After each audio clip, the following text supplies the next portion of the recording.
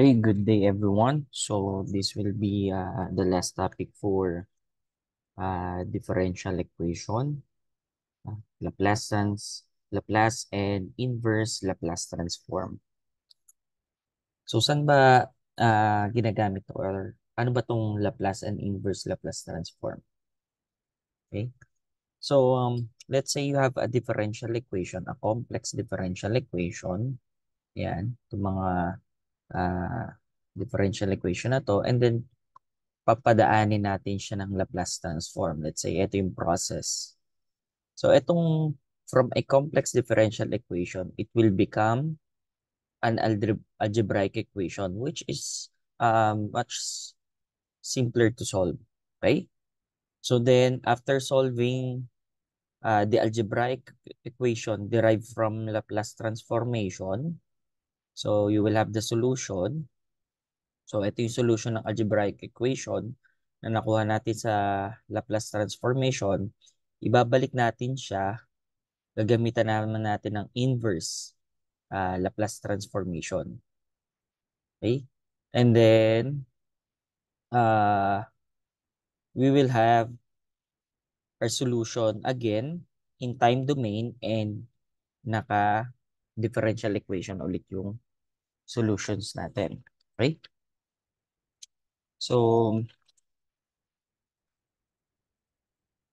applications ng Laplace transform ay to analyze and design control systems.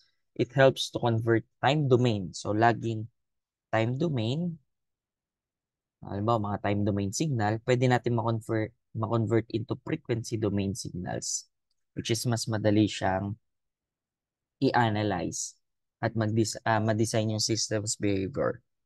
So, pwede rin sa circuit analysis to convert complex differential equation into simpler algebraic equation, making it easier to analyze the behavior of circuits with capacitor, inductors, and resistors. So, basically, pinapadali ni Laplace transform yung pagsasolve natin ng mga complex differential equation. So, let's say let f of t be any function such that the integration may be performed on f of t. So, Laplace transform of f of t is denoted by itong symbol na to or dito equation na to, which means kung basahin natin is Laplace transform of f of t, and it is defined by the equation the Laplace transform of f of t is equal to the integral of e raised to negative s times f of t dt from 0 to infinity. So, itong equation na to is an integral of the function giving a parameter s, and therefore this equation can be called f of s, which is now a function of the parameter s. So, meron tayong properties of Laplace transform. So, the Laplace transform of the product of a constant and a function f of t is the same as the product of the constant and the Laplace transform of the same function. So, ibig sabihin nito, kung yung function natin ay meron tayo ditong coefficient, so anong gagawin natin? Ilabas muna natin si coefficient bago natin kunin yung Laplace transform. So, basically, para siyang, let's say, ano ba? Integral of 2x dx. So, paano natin integrate yan? Pwedeng ilabas muna natin si 2 and then i-integrate natin si dx, si x kay dx. So, ganun din yung Laplace transform. So, ilalabas muna natin tong coefficient and then tsaka natin ita-transform. So, it states that the Laplace transform of two or more functions is the same as the sum of the transform of this function.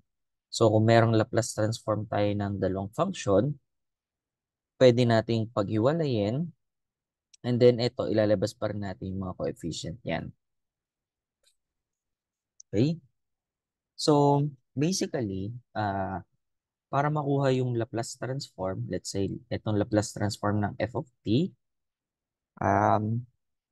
dito, ito yung gagamitin natin na general equation. Let's say, lagyan natin the Laplace transform of 1.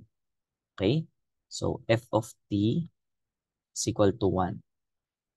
So, paano gagawin natin dito?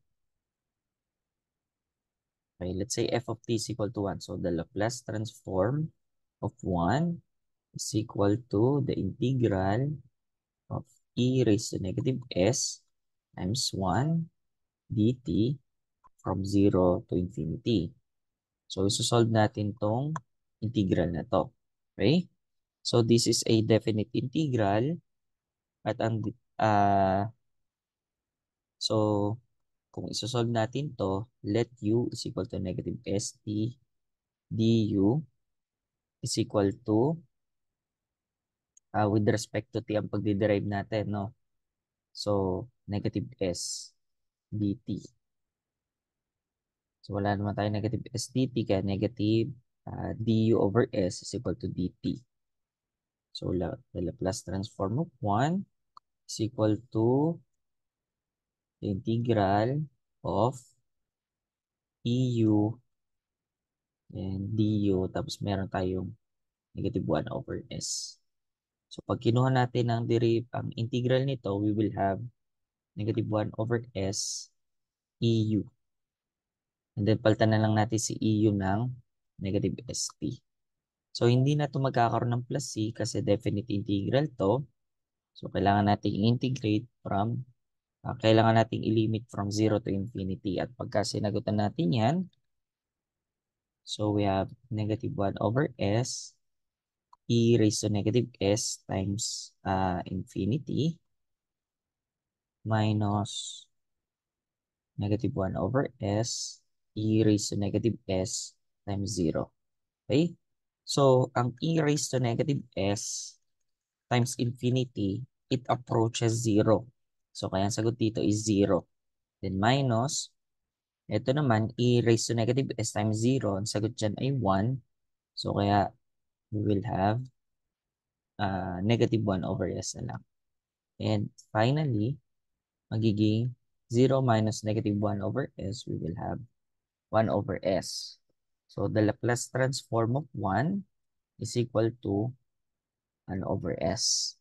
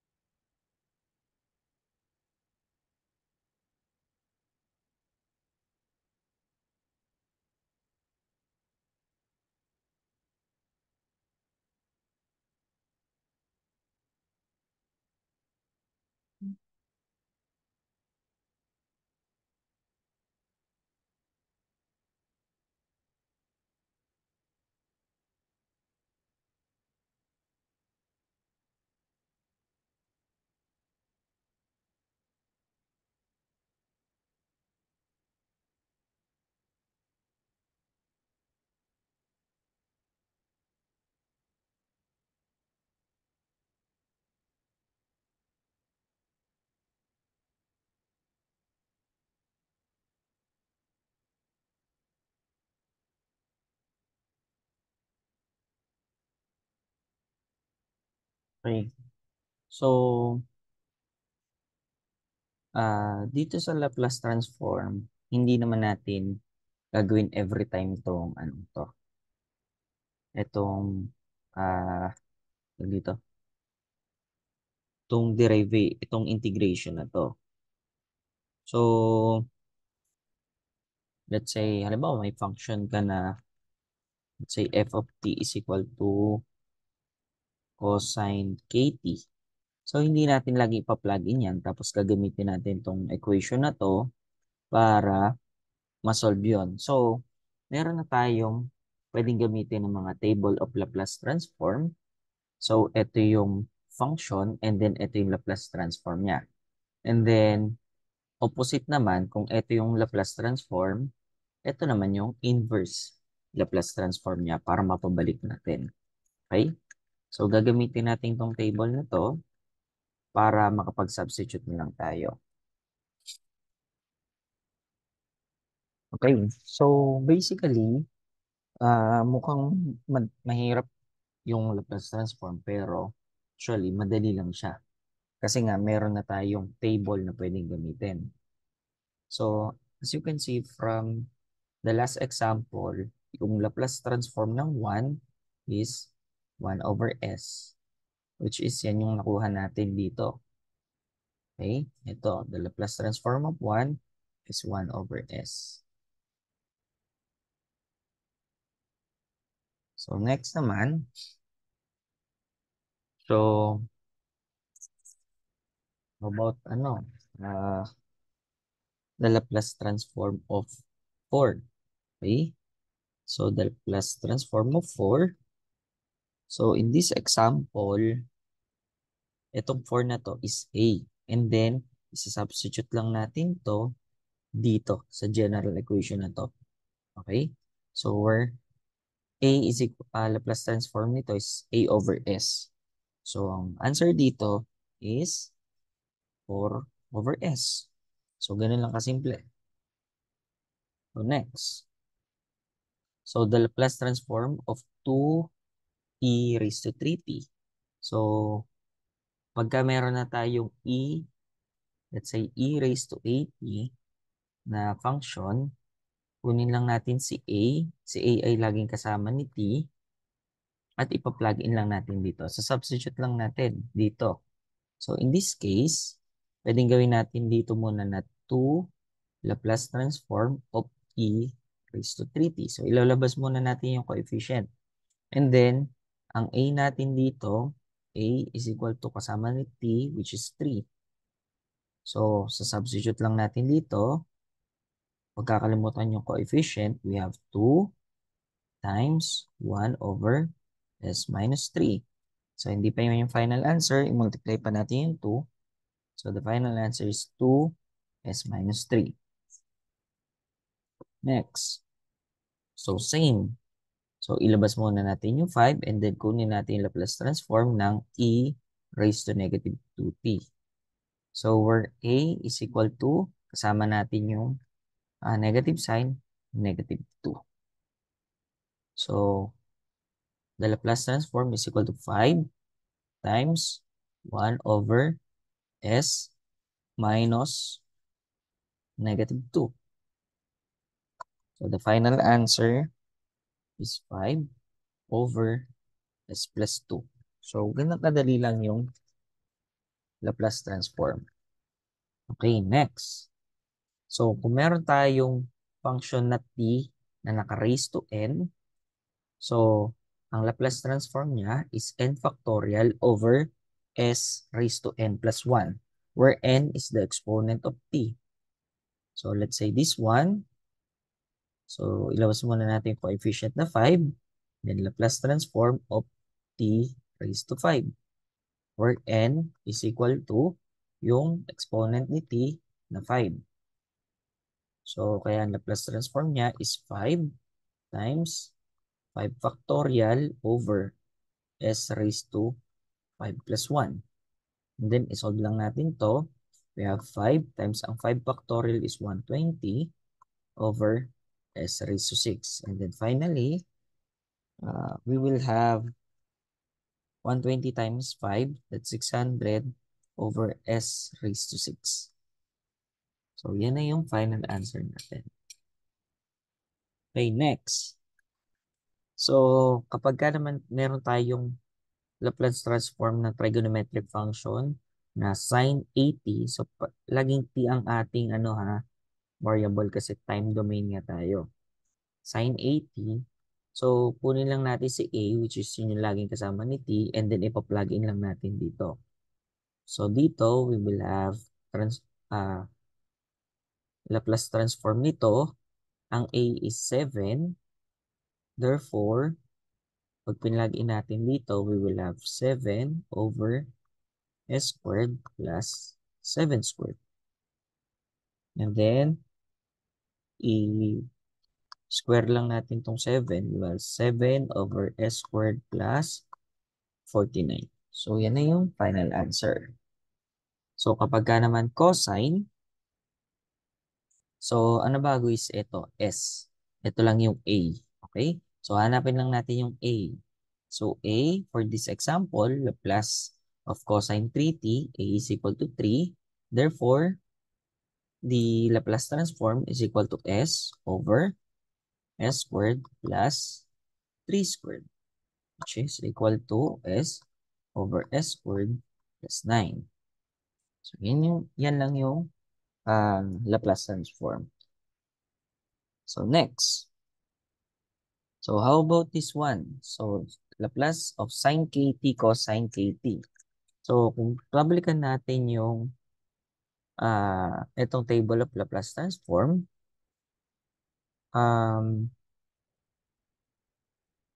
wala tayong sine kt na magka-multiply. Ano?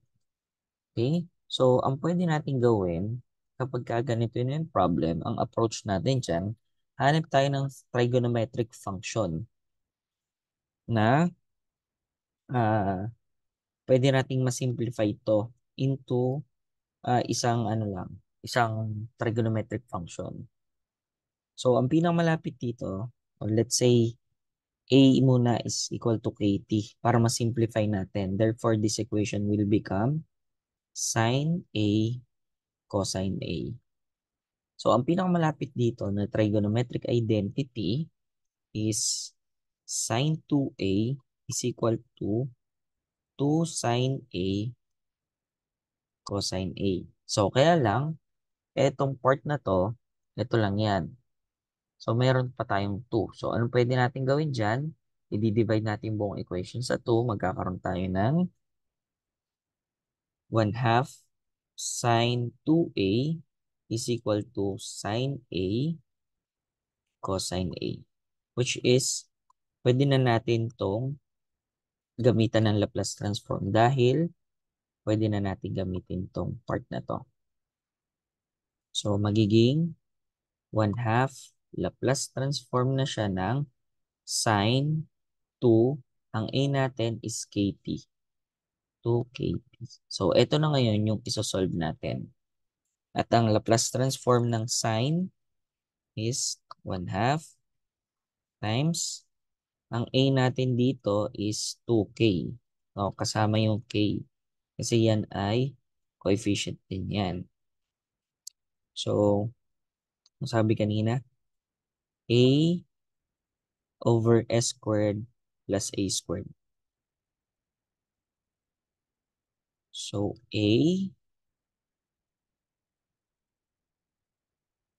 so isulat ko na nga muna. Hindi tayo malito.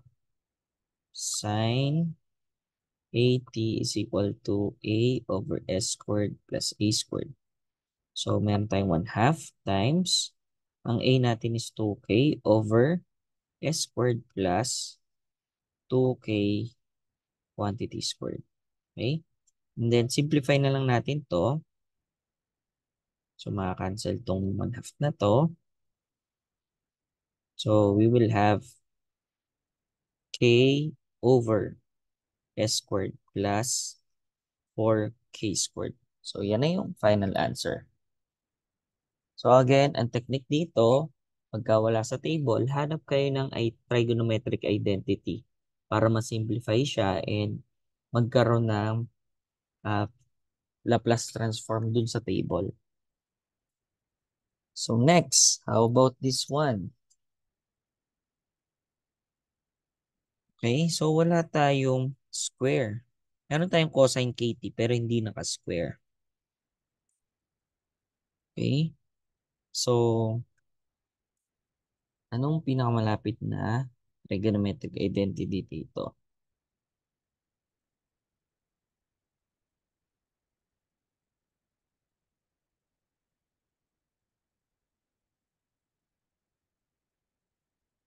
So, hanap lang ako ng pinakamalapit na trigonometric identity.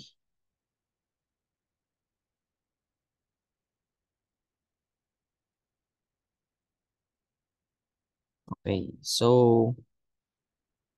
Ang pinakamalapit dito is meron tayong trigonometric identity. Okay, let's say muna A is equal to KT. So, meron tayong trigonometric identity na cosine 2A is equal to 2 cos squared A minus 1. So, ito yung pinakamalapit. So, ito na siya. So, transpose lang natin itong equation na to. We will have cosine 2A plus 1 is equal to 2 cos A. Cos squared A pala. All over 2. So, magkakaroon tayo ng ah, cos 2A all over 2 plus 1 half is equal to cos squared A. Okay? So, next, gagamitan na natin ang Laplace transform. Ngayon is the Laplace transform of cos 2A over 2 plus 1 half. So, or pwede nating sabihin na 1 half Laplace transform ng cos 2A o ang A palitan na natin ng KT. 2KT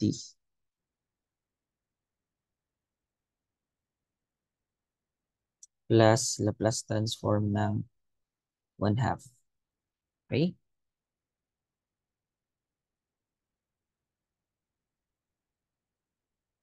So, rewrite natin.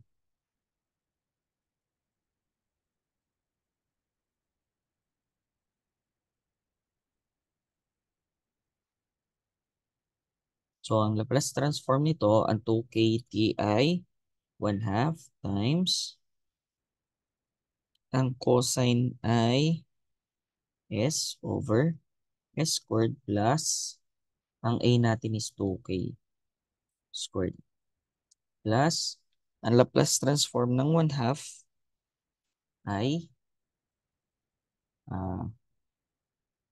1 half times 1 over S. Okay? So, simplify na lang natin yan or magiging ano to, factor out muna natin yung 1 half. So, 1 half times S over S squared plus 4K squared plus 1 over S. Which is, pwede natin pampagsamahin ito, no? So, 1 half times, common factor natin is S times S squared plus 4K squared. We will have S squared plus S squared plus 4K squared.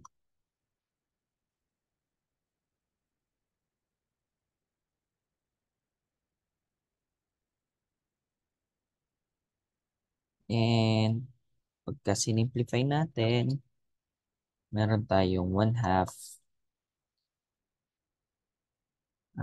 times 2S squared plus 4K squared over S times S squared plus 4K squared.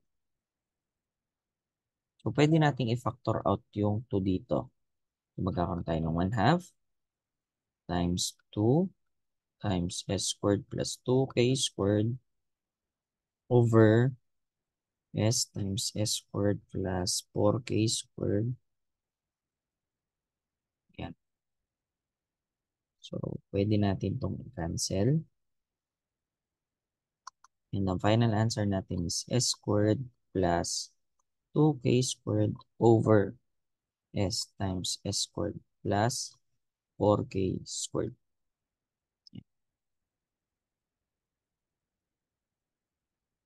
So, next. So, the Laplace transform naman ng hyperbolic cosine 80 is equal to S over S squared minus A squared. So, kunin lang natin yung A dito. So, magiging 2 times the Laplace transform of hyperbolic cosine 40, where A is equal to 4. So, plug in lang natin S over S squared minus 4 squared. So, ang final answer natin is over s squared minus 16. So, kaya lang, meron pa tayong 2 dito.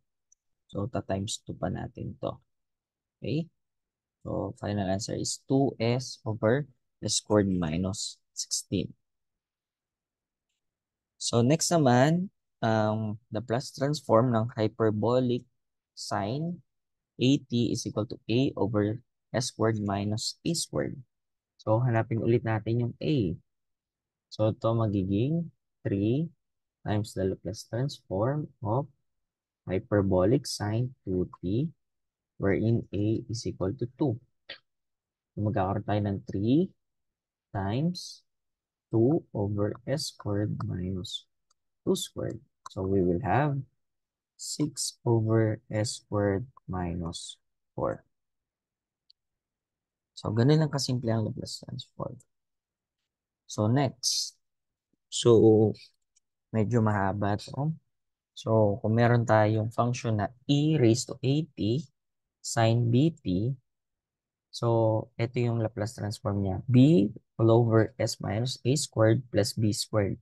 So, hanapin lang natin si a, which is exponent siya ni e, ang kasama ni t, at si b, hahanapin din natin siya na coefficient naman ni t sa sine.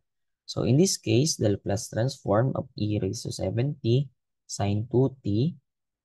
So, a natin is kasama ni a, which is 7. Ang b naman is kasama ni sin 2t, kasama ni t.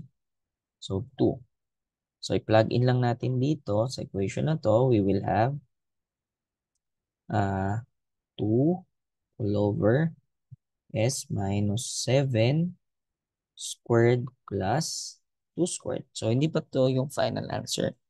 So, kailangan natin itong expand. So, 2 all over s squared minus 14s plus 49 plus 4. So, final answer natin is 2 over s squared minus 14s plus 53. Ito yung final answer. So, next naman. So, kapag e raised to 80 cosine bt, same yung gagawin natin. Hanapin natin si a tsaka si b.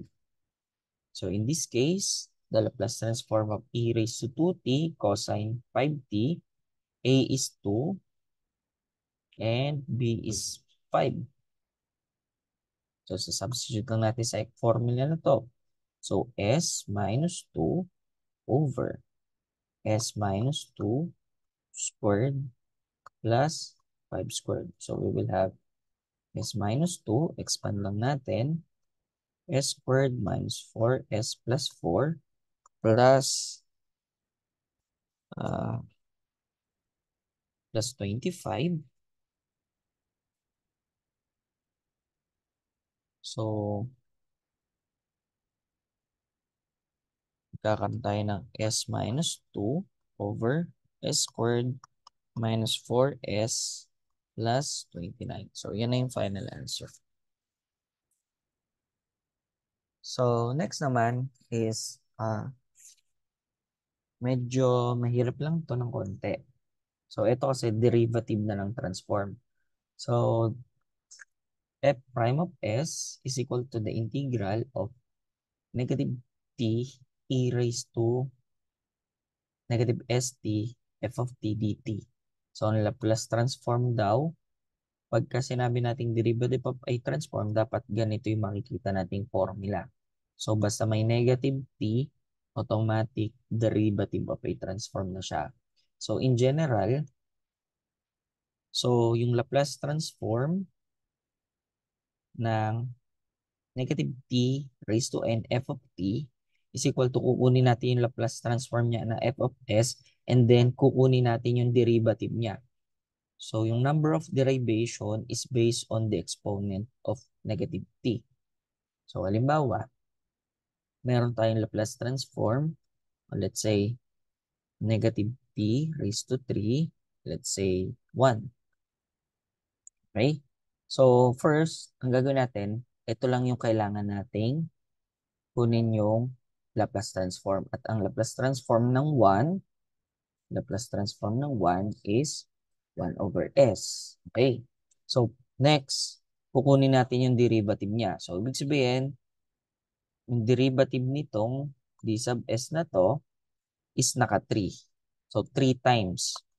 So, kukunin natin yung third derivative nito. So, gagamit tayo ng higher order derivative. So, kunin natin yung first derivative and then yung second derivative nito, i-derive ulit natin and then yung second derivative, i-derive ulit natin para makuha yung third derivative. So, hindi ko na i-perform dito yung calculation, but basically, we will going to use higher order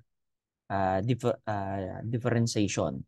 Again, kung ano yung exponent nito, ganun kadaming beses natin siya kailangan i-derive. Okay, so alam mo, sa exam, hindi sinabi na derivative of a transform to. Makikita nyo yan kapag ka nagkaroon ng negative t. So, automatic derivative of a transform na yon. At in this case, naka-raise to 1 lang yan. Ibig sabihin, first derivative lang ang kukunin natin. So, anong una natin gagawin dyan? Kunin muna natin yung Laplace transform nung function na to. So, hindi natin to isasama. So, this will indicate only how many derivations are we going to do.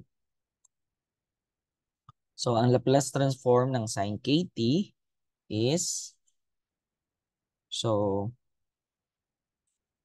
k over s squared plus k squared. Okay? Pero lalagyan natin ng derivative nitong transform na to with respect to s. So, first derivative lang. Okay? First derivative kasi 1 yung exponent nitong negative t. Okay? So, at anong derivative nito? So, ito ay u over v. So, sabihin, itong part na to ay quotient, derivative of a quotient. At anong derivative ng quotient? So, v, derivative ng u. So, derivative ng k is constant. So, 0. Minus ang s lang natin yung variable dito. Minus u, derivative nito. So, derivative nito is 2s plus 0 over s squared plus k squared quantity squared. So, ito na yung derivative niyan. Simplify na lang natin. We will have s squared plus k squared minus 2ks all over. Sorry. Mali pala ako dito. So, ito nga pala ay magzi-0. So, matitira na lang sa numerator ay negative 2ks. And then the denominator is s squared plus k squared quantity squared. So, yan lang yung derivative of a transform. So, kunin muna natin yung Laplace ng function and then i-derive natin siya based dun sa exponent ni negative t. So, another example. So, ito ay derivative of a transform ulit since may negative t at 1 naman yung exponent pa rin nito. So, isang derivation lang gagawin natin. So, ang transform nito, so, Laplace transform ng cosine kt. So, makuha natin dyan ay s over s squared plus k squared. So, then, derivative nito with respect to s. So, first derivative lang naman kailangan natin hanapin. Again, ito ay u over v. So, quotient rule lang gagamitin natin sa pag-derive. So, s squared plus k squared. So, u, derivative ng v. So, derivative nito, v pala, v derivative of u, derivative ng s is 1 minus u derivative ng v 2s plus 0 over s squared plus k squared quantity squared. So, we will have s squared plus k squared minus 2s squared over s squared plus k squared squared. So, pwede nating pag-minusin itong dalawang to. So, final answer natin is k squared minus s squared all over s squared plus k squared quantity squared. So, yan lang ang derivative of a transform. Okay, next. So, inverse Laplace transform naman tayo.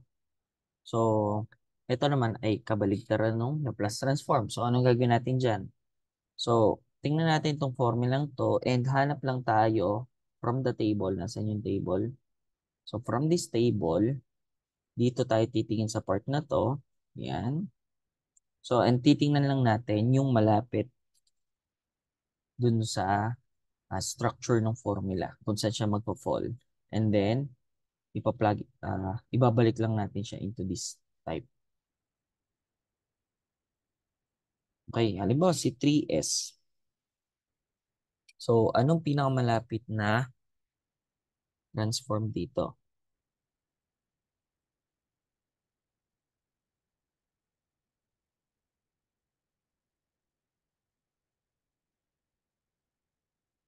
So, pag tinignan natin, ang pinakamalapit dyan is, meron tayong s squared, tapos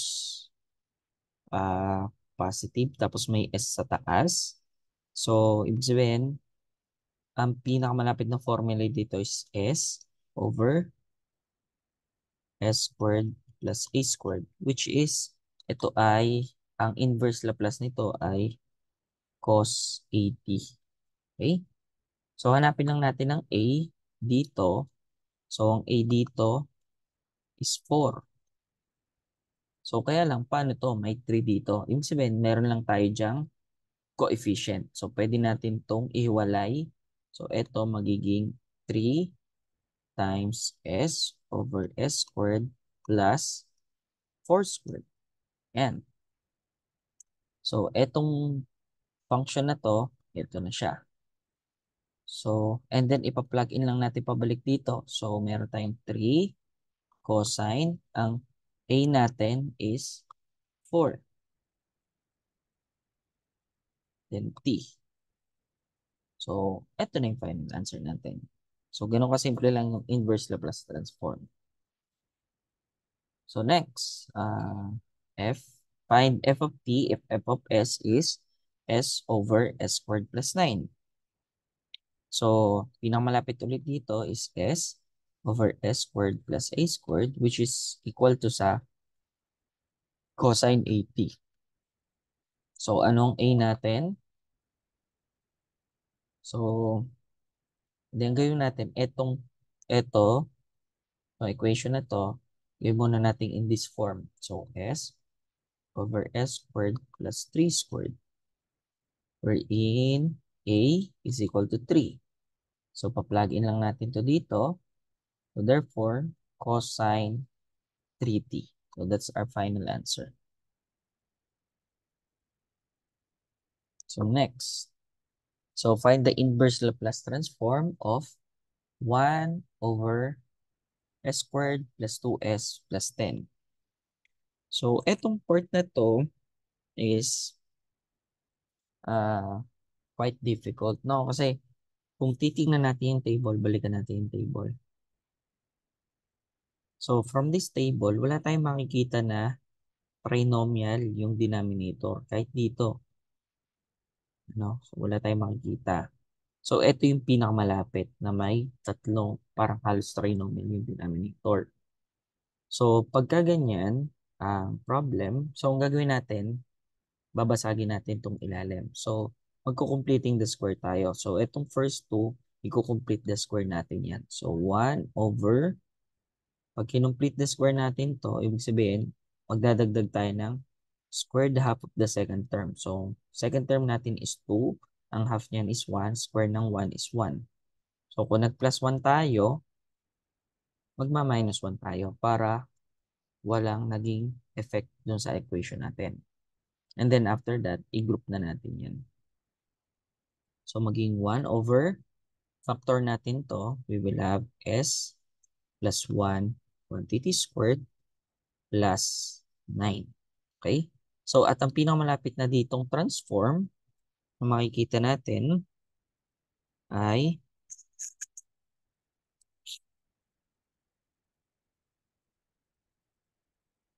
yung sa sine, which is since ito ay coefficient, so b yan, b over s minus a squared plus b squared, which is, ang inverse Laplace transform niya is e raised to at sine bt. So, i-check natin. So, ito ay magiging 1 over 1 plus is plus 1 squared plus 3 squared. So, ang a natin is, since sabi dito negative, ito positive 1. So, negative 1 to. Ang b natin from this ay 3. Kaya lang, ang problema natin, itong b na to, tsaka itong b sa denominator at b sa taas, magkaiba. So, paano ang gagawin natin dyan? Okay? So, paano ba magiging 3 tong 1 na to? So, ang gagawin natin dyan, mag-multiply tayo na 3 over 3, which is 1 para naman to, times 1 over s plus 1 squared plus 3 squared. Okay? And then, magiging 3, 1/3 na lang, 1/3 times, para mas kita natin, s plus 1 squared plus 3 squared. Okay? And as we can see, ang a dito is negative 1, ang b dito is 3. So, same na yung numerator at denominator natin ng b. So, from this equation, e raised to at sine bt, substitute lang natin to. So, final answer is e raised to negative t sine 3t. Ito na yung inverse Laplace. Pero hindi pa pala tapos kasi meron pala tayong 1/3 dito. Nalagyan natin 1/3. So, 1/3 e raised to negative t sine 3t. So, yan na yung inverse Laplace. Next. So, find the inverse Laplace if f of s equal to 15 over s squared plus 4s plus 13. So, again, wala ulit tayong trinomial. So, pinakamagandang gawin natin dyan, magko-completing the square tayo. So, pag nag-complete tayo the square, so 4s, so squared up the second term, 4 ang i-add natin.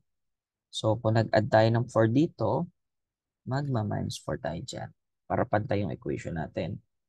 So, then we have 15 over s plus 2 squared plus 9, which is, simplify natin, 15 over s plus 2 squared plus 3 squared. So, same yung gagamitin natin na e raised to at sine bt. So, yan yung gagamitin natin na inverse Laplace. Okay? So, again, ito kasi ay b over s minus a squared plus b squared. So, pag tinignan natin dito, si a ay negative 2, while si b naman, based dito sa denominator, is 3. Kaya lang sa numerator natin is 15. Okay? So, paano natin kukunin yung inverse Laplace nito? So, to solve for that, so, pwede tayo. So, paano ba magiging 3 itong 15?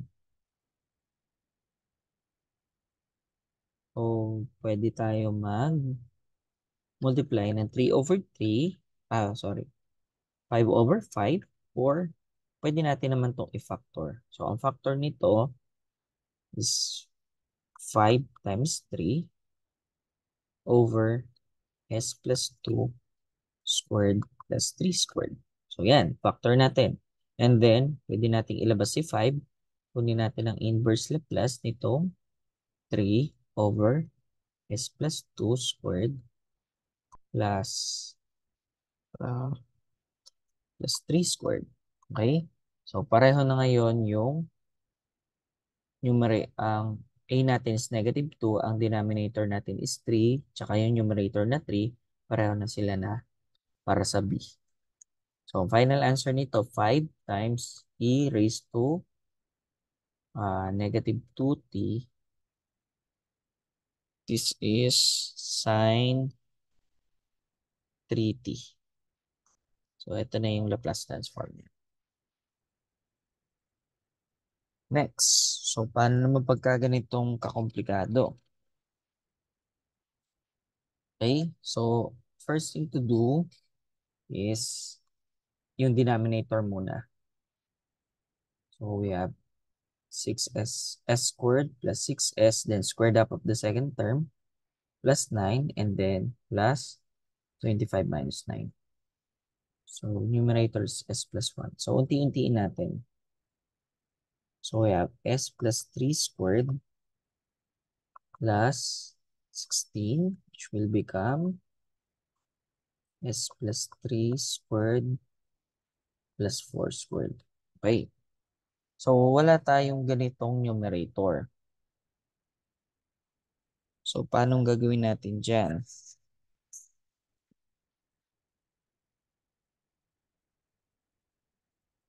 So, tingnan nga natin ano pinakamalapit dyan na Laplace transform.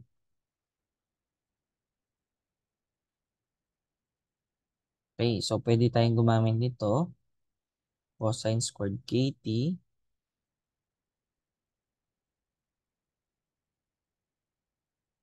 or ito.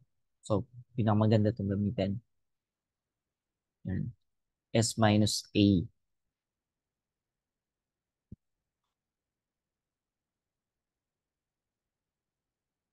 So, ang gagamitin natin dito is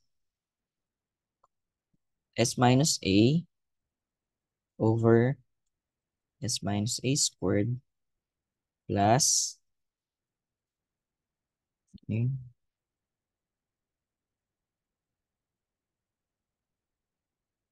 plus B squared nga ba yun? Nakalimutan ko.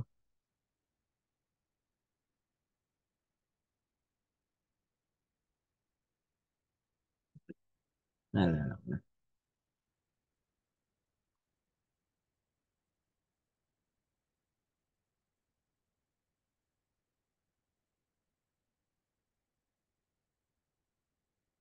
B squared yun. Tama. Okay.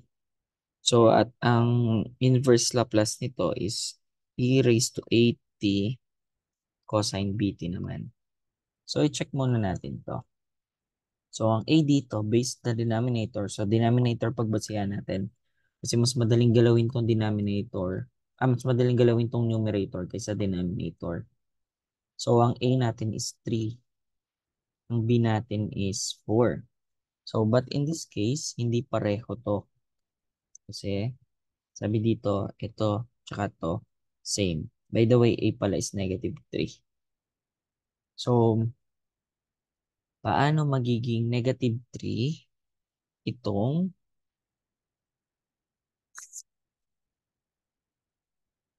paano magiging 3 itong 1? Okay? So, syempre, magpa-plus 2 tayo. So, s plus 1. Ito, s plus 3 squared plus 4 squared. So, paano magiging 3 ito? So, plus 2. And then, magma-minus 2 tayo, syempre. Para wala tayong binago sa equation.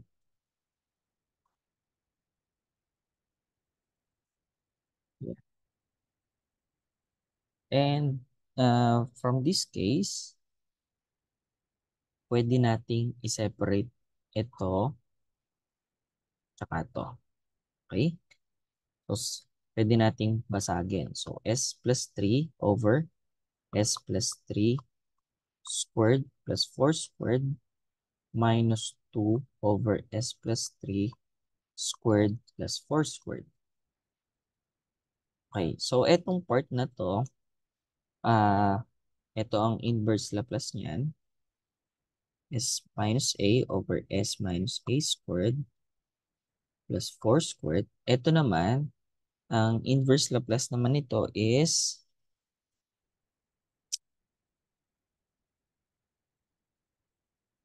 b minus s minus a squared plus b squared. B squared pala to. Yeah. So, kukunin natin ang inverse Laplace nito. So, pag tiningnan natin itong una, so ang a at b nitong una, ang a is negative 3, ang b is 4.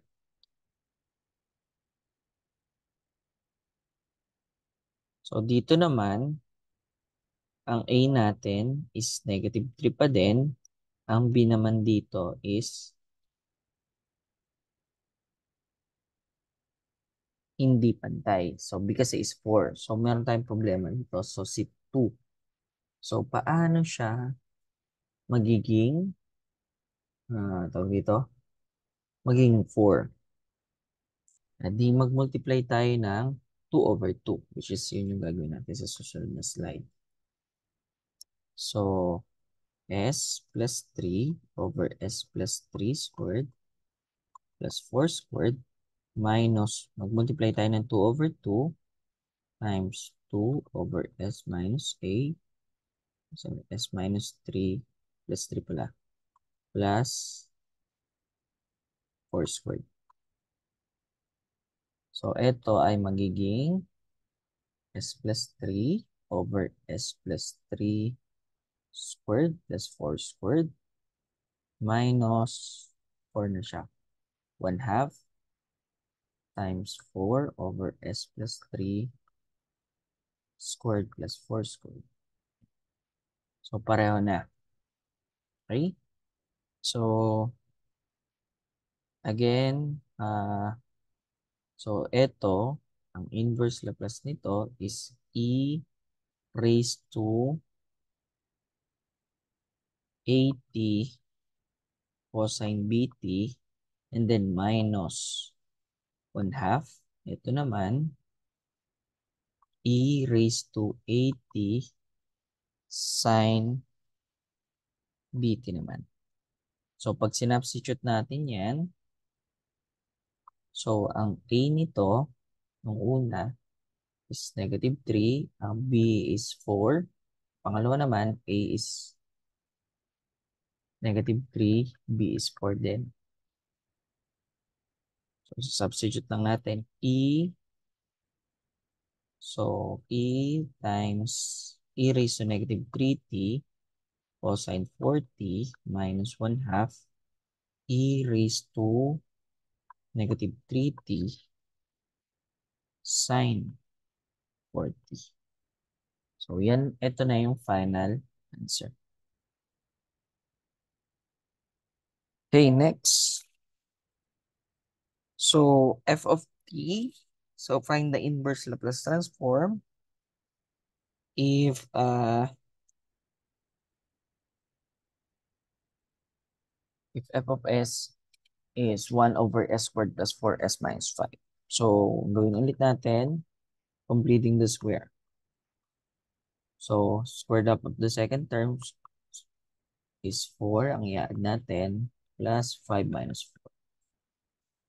Magkakaroon tayo ng 1 over s plus 2 squared plus 1 squared. So, pag tinignan natin, ang a nito is negative 2. Ang b naman is 1, which is same na to. So, wala na tayong problema. So, ang Laplace transform nito, ito ay p over s minus a squared plus b squared is equal to e raised to 80 sine bt. Okay? So, kaya ang Laplace transform nitong equation na to is e raised to, ang a natin is negative 2t sine, then bt. So, ang bt natin, ang b is 1, hindi ko na susulat, and then t. Ito na yung final answer. Okay? So that's the end of differential equation.